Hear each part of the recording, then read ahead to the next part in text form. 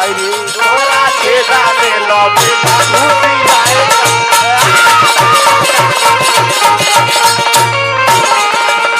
छोटा है कि मोटा ये तो बाद में बुझाएगा छोटा है कि मोटा ये तो बाद में बुझाएगा बाद में बुझाएगा तोरा छेदा में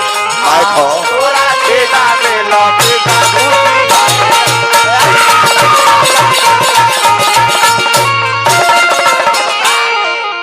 माय के कहत नहीं हम तारो निर फुहा थोड़े बोलो तू तो गाड़ियों देवा तो तारा के लोग कहे कि जाए तो दुनु गुर के लंगड़ बा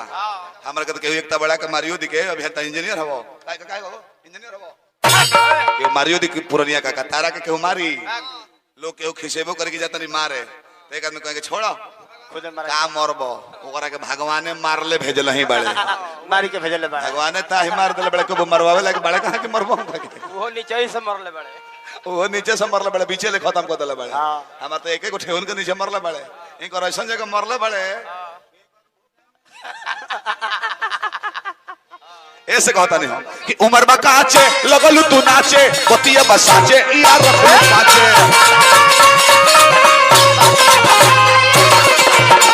मुकेश जी हमारा आध्यात्मिक गीत होले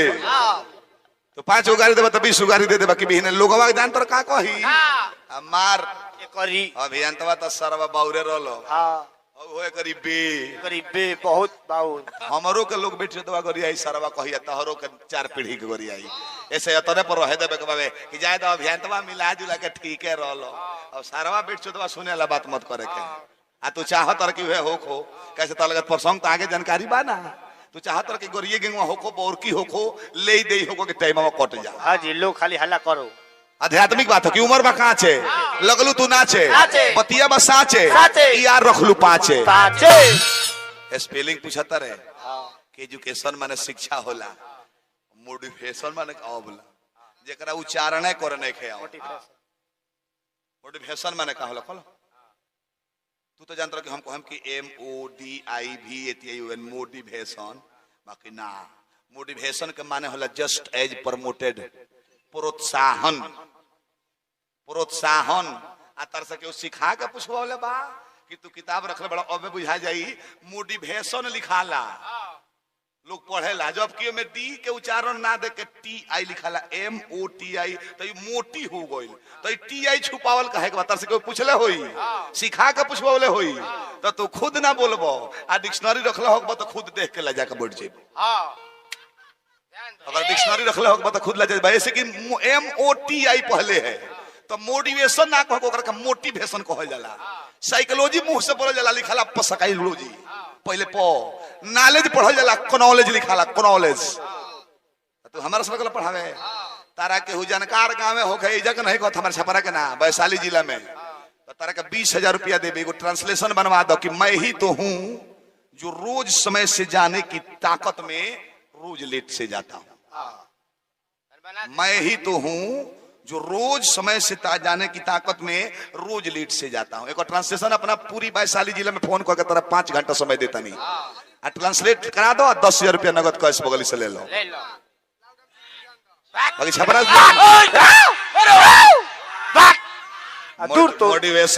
मोटिवेशन लिखाला पढ़ाई मोटिवेशन बुझाई लोग आगे तो जानते बड़ा भैया TION हो जाई बाकी यही जब मेन चलाकी में है बाकी पढ़ाला मोटिवेशन आ लिखाई मोटिवेशन TI लिखाई जबकि पूर्वक लोग जब TI लिख दी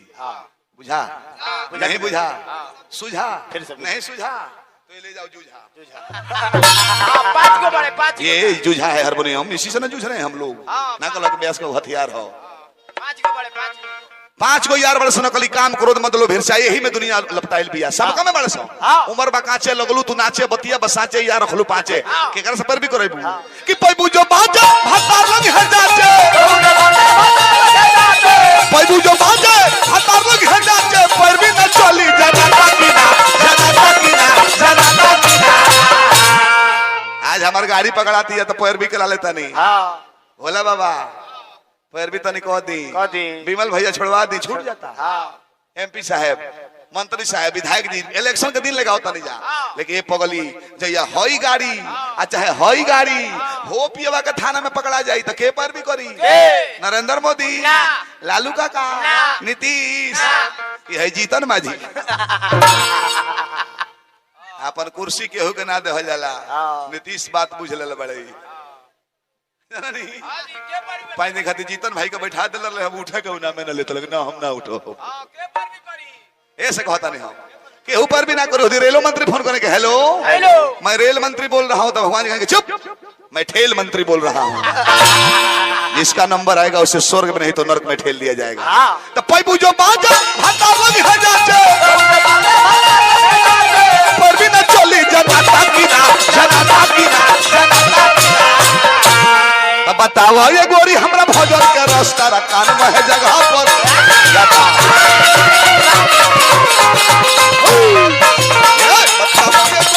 भजन के रास्ता कान में है जगह पर जाता कि ना।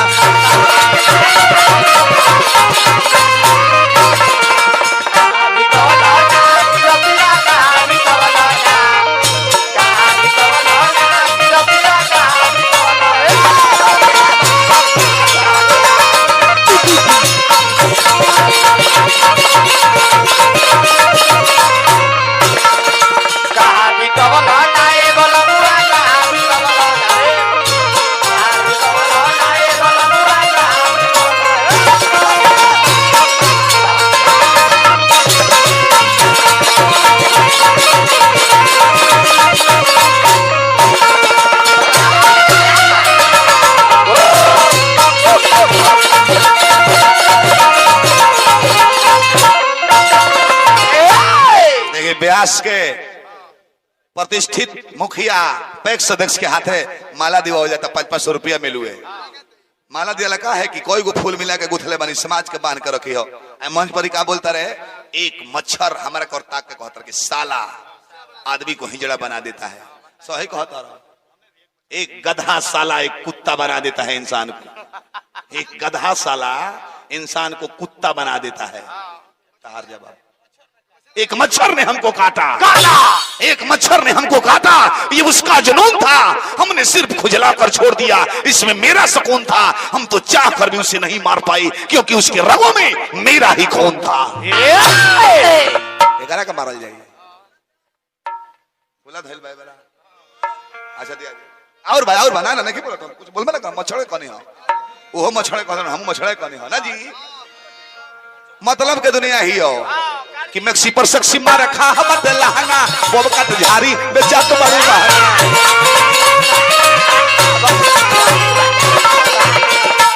खुला दबे के वालो बुझत नहीं कि 5 मिनट हम उसको तेती खुला दबे में नू तो वहां के 500 भेज देते वालो तो घाटा लगा देता नहीं बीच में कह के वैसे हमको नहीं कि नहीं खे बराम है 500 रुपए खुला मांगने है 400 दल में नहीं खिसा एक नहीं खिसा को बोल देता नहीं बार बार प्रणाम पद प्रतिष्ठा बना रहे।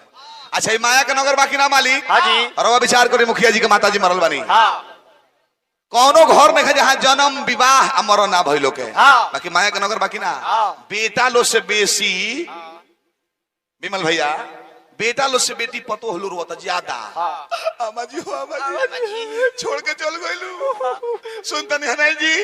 ओए अम्मा जी के पुरान खटिया पे फेंक दो फेंक दिया संगे चल जाई ओए अम्मा जी के साड़ी पे फेंक दो फेंक दिया ओए अम्मा जी के चादर पे फेंक दो फेंक दिया ओए अम्मा जी के सुता दल के गुदरा फेंक दो फेंक दिया अम्मा जी के सैंडल चप्पल पे फेंक दो फेंक दिया सब संगे चल जाई औ हे अम्मा जी 5000 10,000 कोनो गहना नाकी में पहनले हो खोस अम्मा जी केने का है उ ना जाई तो ढेर लोड ले ली ट्रैक्टर पर लाद के भेजे पड़ी तू ऐसे कहले माया के नगर जन पुरान बा मोहब्बत बसाता तो फेंका जाता हमारे घर हुआ घर है कि अम्मा जी के संग चल जाई आज 10,000 में नगदी बेचाए वाला बा तो ले के धोल हेली ओई में एगो को देखलस कोनो तो कह गए अरे 4 दिन बाड़ू 100 अकेले ही ले ले चारों के हक पई हीरा दा हाइल जाओ कोयला पर छापा तारा छूछी लौका तो नाक में के उ तो ऐसे निकाल लेने एक दिन अम्मा जी के गुड़ दावत रहनी नु त अम्मा जी कहनी कि छोटकी बड़ी सेवा कइले बड़े हमर नकिया में के गहन मत ही ले ली न त हम आत्मा के शांति ना मिली हम आत्मा के शांति दिवा ऐसे कोन माया के नगर है कि मैक्सी पर सक्सी मार रखा हम लहंगा बोब का झारी बेचा तो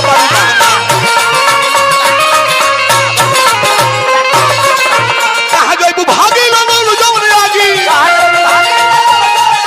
पहले से तनिको धोता कि ना तब बताओ ये डार्लिंग हमरा भजन के रस तारा कान में है हृदय में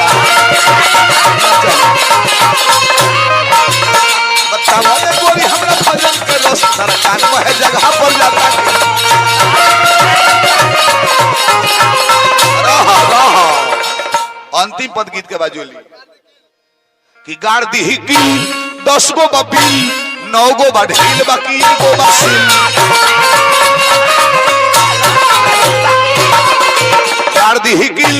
10 गो बबिल 9 गो बढ़ील बाकी एगो बसिल